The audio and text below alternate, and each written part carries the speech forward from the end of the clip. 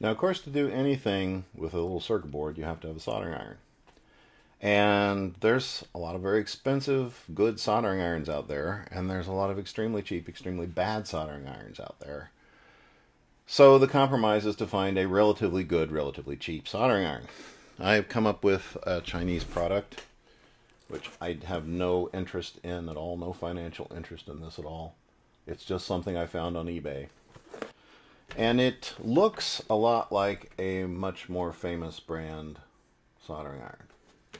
And it even has a very standard looking tip and collet mechanism. Very common looking. Actually, these are very available. And the really nice thing about this is that it costs $25. And it works. So, two things to note.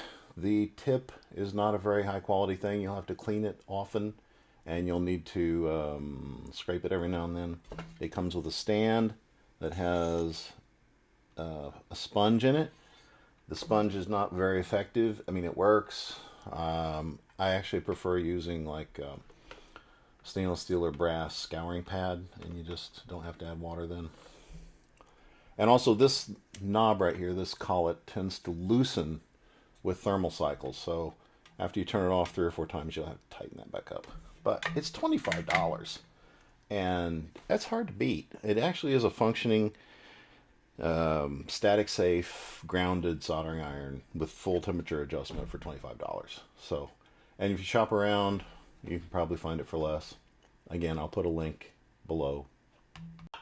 And when it comes to soldering, what's the most important part after the iron? The solder. There's a lot of crap solder out there. I don't like RoHS solder. I don't like lead-free solder. Lead has an important role to play in solder. And if you don't eat it, and if you wash your hands after you handle it, it's not going to bother you at all. This is very, very difficult to see. The best solder is called SN63PB37. 63% tin, 37% lead. That is the lowest melting point the solder can be.